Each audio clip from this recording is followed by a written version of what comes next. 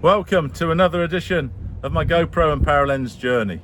In this episode, part 2 of a 2-part program where I'm using video lights for the first time.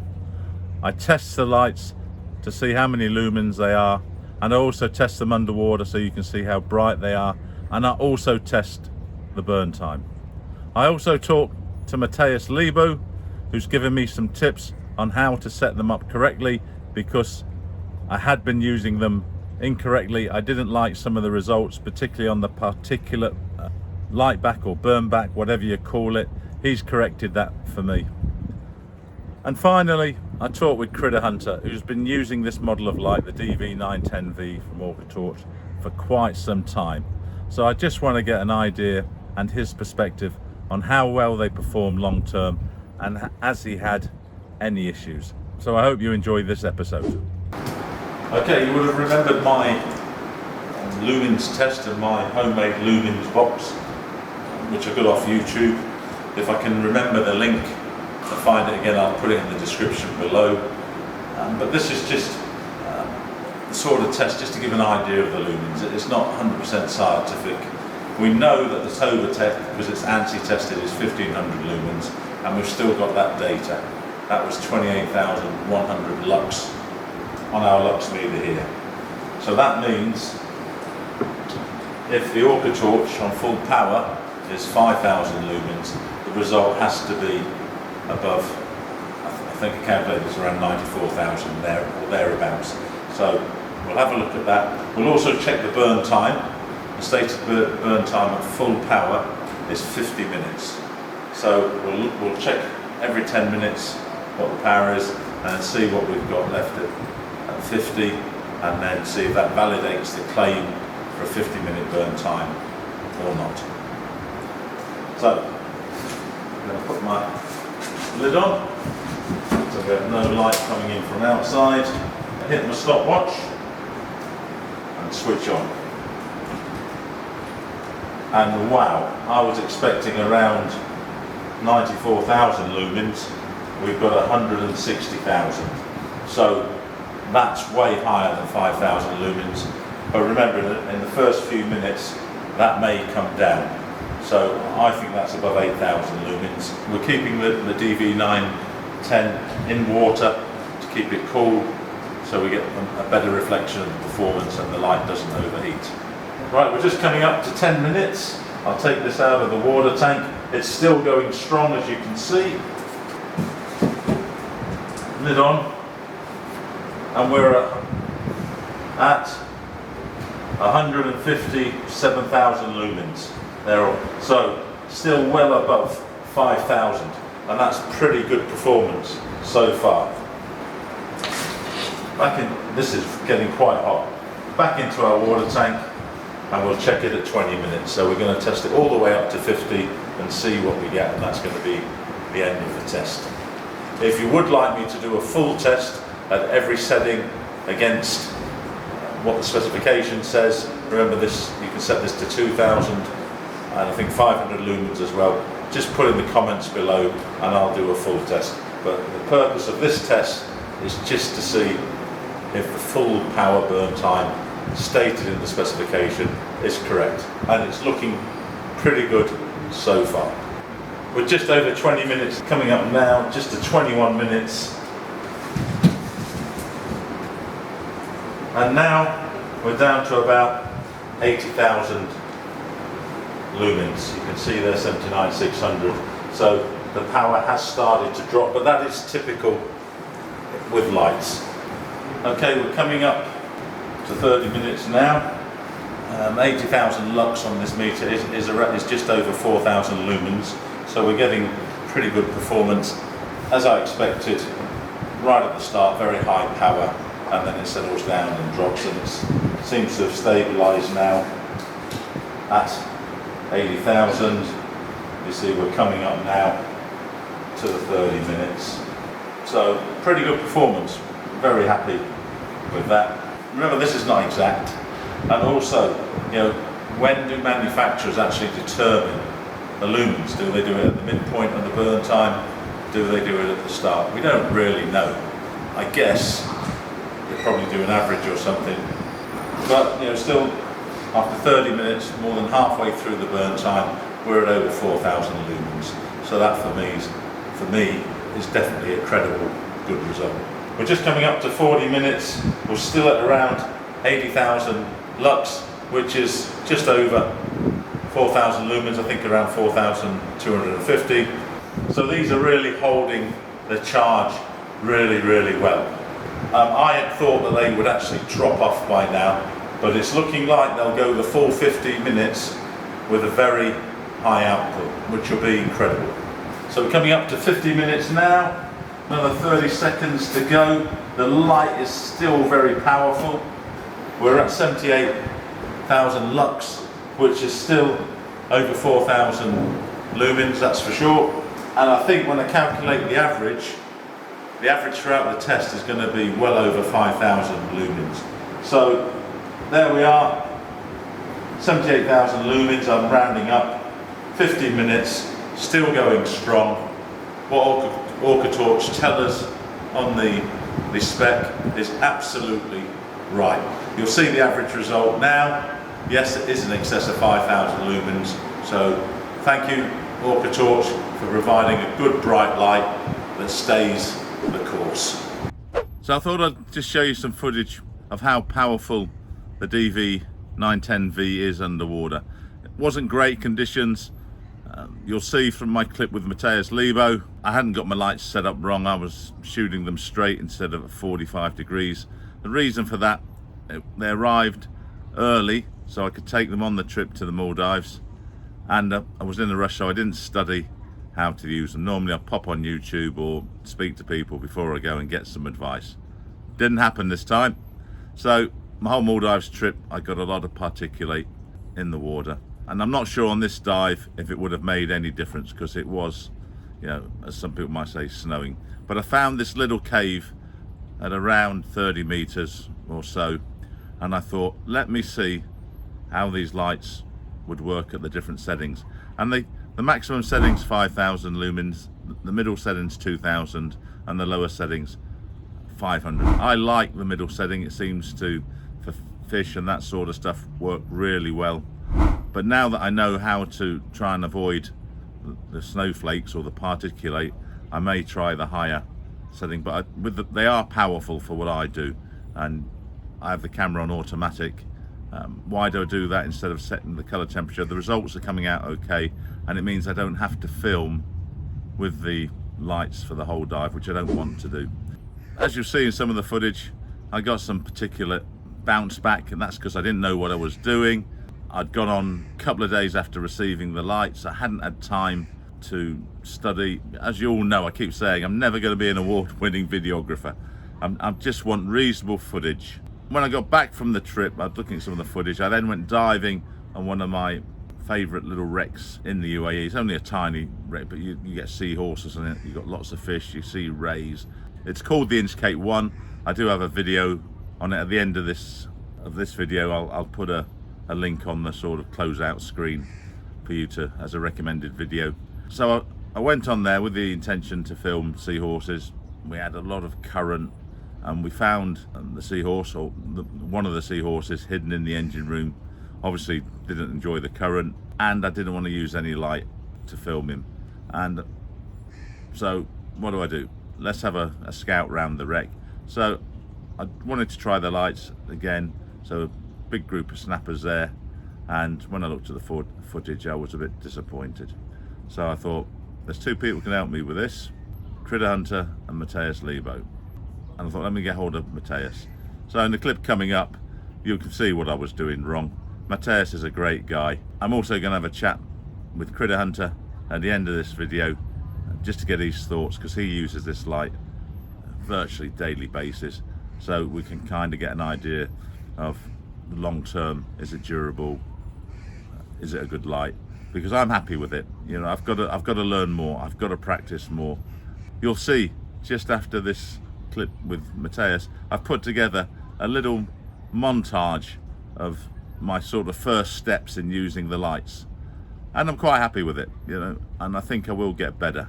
So I've got to say a big thank you to Raf, who made that comment and got me off my butt to buy some lights. It is definitely in the future going to improve the quality of the footage for you, my viewers. All right, how are you, Matthias? I'm very good, Brian. Thank you. How are you, my friend? Yeah, good. Sorry I'm a bit late. I was stuck on the boat this morning. Thanks for chatting to me, because I don't know. No worries. I've actually invested in some lights, some Orcatorches, and I've got the DV930s. Orcatorch did me a very good deal. Cool. Justin Critter Hunter negotiated a deal because someone on my channel and one of my diaries said you should use lights, and I started thinking about it. And you know me, I don't want to be a Matthias Lebo. I'm just an old guy with a couple of GoPros showing people, you know, Dubai and now Maldives, that sort of thing. But I wanted some advice because I've got a couple of clips here, and I've got my camera set up. I just want to make sure that I'm doing it right. Right, so that's what I normally do, right? You see we've got green water, and we correct it. It comes out okay for the UAE dive site videos I do. But again, one viewer said get some lights. So this is the same wreck on a different day, obviously. And you see we get this particulate, and I'm getting some bounce back. Now, I'm not sure. I just want to make sure I've got my lights set up right to minimize that. I'll just show you my setup now. I've actually managed to get this completely balanced, but you see this is actually really cool. I like that. 2 GoPros. I'm getting good results with this macro lens. Which one is that? That's the backscatter times 15 macromate. And I've got the lights just set back behind the camera, kind of in line with the lens. Is that correct? Not really, no, because what's going to happen this way is that any particle that is in the water, what you're doing now, you're actually shining your lights straight onto that particle, and when it reflects, it will come straight back to the light and therefore also to the lens. So you're always going to get backscatter with that. Help! What you need to do is bring your lights a little forward and then have them shine onto the area you're filming, you're illuminating, so like in that. About a 45-degree angle. Yes. So kind of like that. Correct, because what's going to happen now is that when you hit those particles, that they're still going to be there, you're still going to hit them with your light, but you know, when light hits it, it exits from the same angle. So if you hit it at a 45-degree angle, it will then go out a 45-degree angle as well, and hopefully miss the lens. Now, do I need just above, or do I need it in line with the lens? No, you don't need to have it in line with the lens. So just like that for both lights? Yeah, yeah. Brilliant. Okay. It doesn't have to be in line with the lens at all. It's really all about the angle that you're hitting the particles, and that same angle that the light's going to reflect back. And as long as it's not, this angle is wide enough, it's going to miss your lens, and you're going to get a lot less particles or backscatter on your images that way. Oh, that's super. The other thing I can do on this, I can actually mount the Paralenz in the middle, which I forgot to do to show you. Oh, this is cool. I have the Paralenz. Very cool. Excellent. It's very cool. I can have different setups. I'm just going to modify this so that will clip back. At the moment, I have to clip it off and clip it away, but I can do kind of macro. I can do wide angle. I use the Paralenz for the wide angle now, and I set the GoPros on narrow for the macromate and linear for the regular one. So I can be further away. That's cool. You've really put a lot of work and thought into making that setup, haven't you? Yeah, it's quite pleased with it. And you know, I'm going to do a video on how much it will cost me because I got the floats and the tray on AliExpress. Now, AliExpress can be a disaster, but I found a couple of good suppliers, and I think for the whole the floats and the frame was under $200. That's not too bad. Yeah, maybe 150, something like that. But when the video comes up, it'll all be on there because I'm doing I've agreed to do a review for Orcatorch, and this is going to be part of that review. Yeah, and go through the whole stages of getting it balanced. Because I was in the Maldives, I actually had it I've got pictures of me. Just let go of it, just like a pro. Awesome, and it stays upright. It doesn't rotate or anything. Upright. It's now, of course, when I came back here and I went diving last week, because that water is so buoyant, it was all over the place. So I've had to take the bottom floats off. I tried to compensate with the Paralenz and a heavy the heavier lens, but it didn't really work. So I've got some work to do on the Golf. Nice. So, yeah, excellent. Thanks for that, Matthias. Really helpful. No, as usual, you know, on all my GoPro videos, I put, if you want to know the real good stuff, contact Matthias. His details, as usual, are in the description below. Thank you very much for the chat, and happy to be of any help to you. Thanks, Matthias.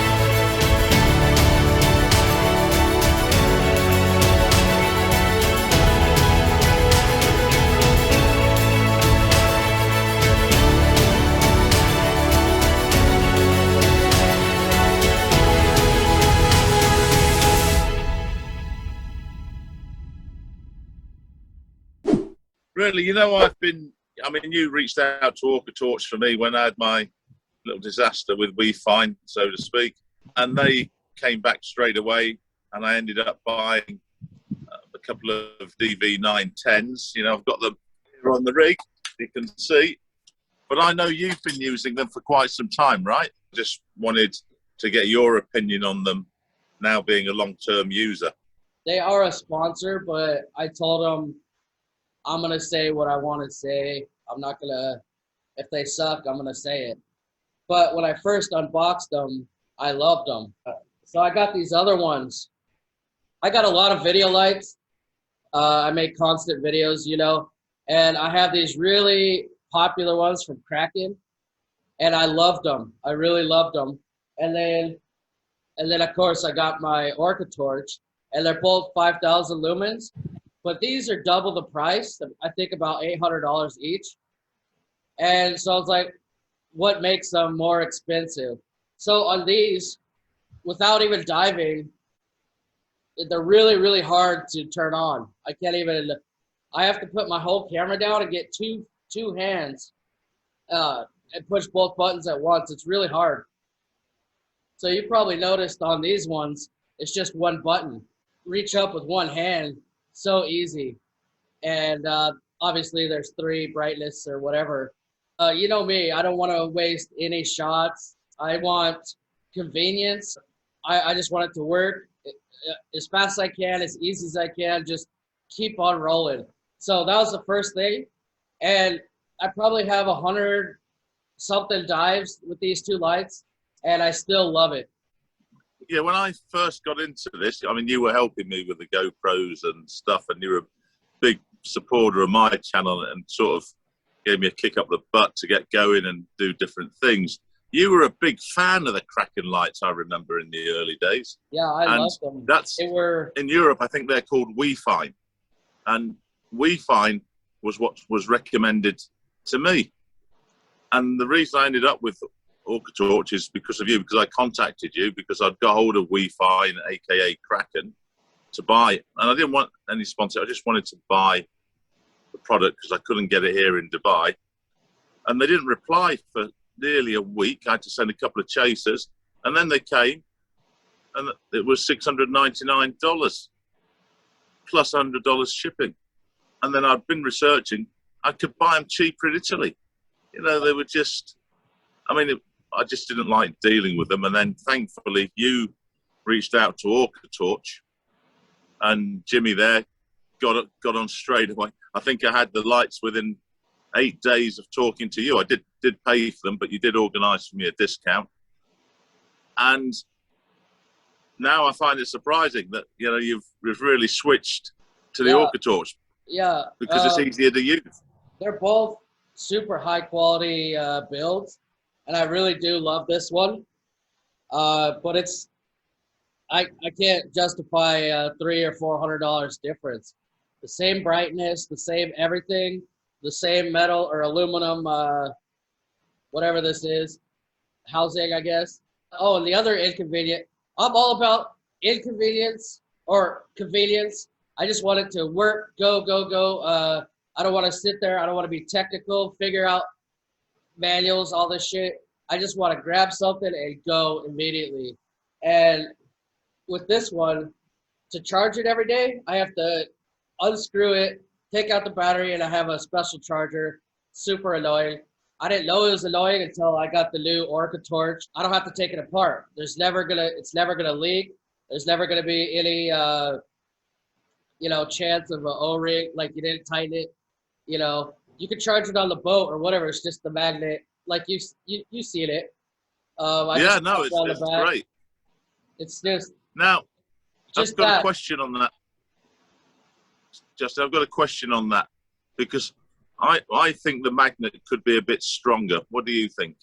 I know why the magnet's not stronger, and that was the one gripe that I have about these. I probably dove with these more than anybody on the planet, and I didn't take care of one of them as good as the other. And the magnet on this one is fine, but we have a lot of black sand, iron sand here. The magnets came out. Do you see that? This one here, they started coming out of the, what is this, maybe plastic little thing right here. They started coming out. I don't know if they corroded underneath. It looks like, I don't think you can see, but it looks like they corroded underneath. By the way, this is after between 150 dives probably, throwing it around, forgetting to wash it. 1 out of 5 dives, probably just 3 dives a day. Like I said, I'm all about just. So I don't care if I have to go through 100 of abused these. it a bit. Yeah, I was the worst on these you could be. If you're rinsing these in cold water or fresh water, it's probably better. But yeah, the little magnets started coming out, and when they're too far out, the charger connection doesn't make enough contact. And my wife, she's always charging these for me, and she's like, it won't fit. And I looked, and they're coming out like this small. So finally, I was just like, screw it, and I pulled them out. There's 3 on the sides. I just pulled them out because they were sticking out, and then there's 1 in the middle. That's fine, and now it works perfectly again. Those holes. All right. Those holes, it's still completely water sealed and everything. So with no magnets, I don't know if you can see the empty hole. Yeah, but it's still charging. Oh yeah. External. Yeah, I just did 2 dives last night. I burn them down to no battery every day, both of them, and now they charge even better without the magnets. They still have the 1 magnet on the middle just to keep the charger on the light. And that's all I need. So I thought they were ruined, but I think, how much are these? I think they're $400 lights. I got more use out of these than anybody on the planet. 150 dives or whatever. Most people are not going to do 150 dives in a year, I think, and they're going to take care of their lights a lot better than me. I mean, I've had days when I accidentally left one of them in my crate, and it was laying in water for a day or 2. I think I tested them like to the max, and they're still great. As long as the light turns red, I know that it's charging. That's all I care, man. I just want to hit it and go. I got 2 of these. I got camera batteries, GoPro batteries, external lights. I mean, I don't have time to play around with everything every day. So the convenience of the charging thing, I can even have a charger on the boat and the car. I have a adapter thing in the car. And then the button. I don't want to mess with stuff. Justin, That's really good. I mean, it gives me a lot of confidence because I probably look after them better than you do, and I don't dive as much as you do. But I'll do this year. I'll do 100 dives with them. So that's really cool. Appreciate your feedback. I mean, it does help people make decisions on what they're going to buy. And my takeaway from this is you've been very happy with the durability of the 910Vs. You've had a slight issue with the magnetic charges, but it's still working despite you abusing the light. All right, Justin, thanks for that. Yep. So there you got it, people, from the critter hunter himself. The link to his channel is in the description below. See you later. You've just heard it there from Critter Hunter. He's been using the lights regularly for quite some time now, and he's happy with them. You know, he does abuse stuff. I mean, he's a professional user, and he's just had a little issue with the magnetic pins at the back of the light. I think he was talking about these three here coming out, but it hasn't affected the performance, and he can still charge the light. Now, I just want to talk a little bit about what I would like to see as improvements in the long term on these lights. I did mention previously, right at the start, I believe, that I would like the magnetic chargers. I would like that just to be a little bit stronger. Not much, it does clip in place, but a little bit stronger. But it is nice, it's a great feature on these lights. And you heard Critter Hunter, he hasn't got to worry about flooding his light. That's the first improvement. I'd just like that magnet to be stronger, and Critter Hunter has had some issues with these little magnets coming out, and I'm guess that'll be addressed if it's not already been addressed. Critter Hunter's had his for quite some time now. A couple of other small issues. I would like Orcatorch just to put on some nice little silicon cable ties. You know, I put these ones on, I took them off some old iPhone charging cables, but this is the way it comes normally. So you see, when they're like that, they fit nicely in this box that I bought. You know, I mentioned it in part one, and that's a kind of another gripe. You know, why don't you have a nice case? Even if it's an optional extra, you could do a case for one light, a case for two lights. Most people use two lights, so why don't you offer something like this that we can purchase? Other little gripe, these chargers, I mean, they're too big, they're not very heavy, there's not much in them. If they made something like this is my Samsung charger, just much easier to travel with. Small thing, small detail, but when you travel, you know, you want things compact and easy. And finally, the charging lights. They go red and green.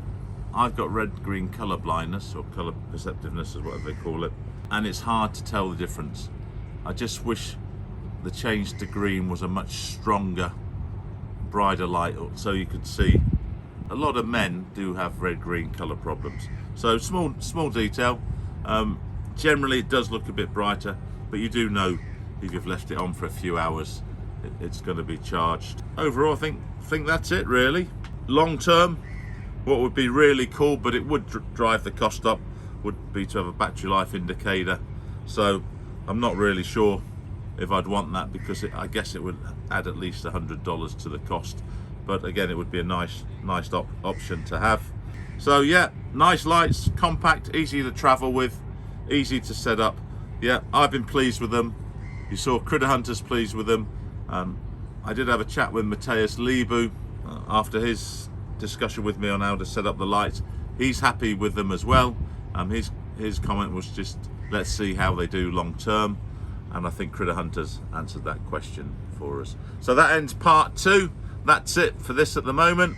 I will probably in a year or so time do another video, and we'll see how my footage has improved, and we'll see if these are still going strong. I think they will be, but only time will tell. Thanks for watching. Please hit the like button, please hit the subscribe button, and I'll see you next time.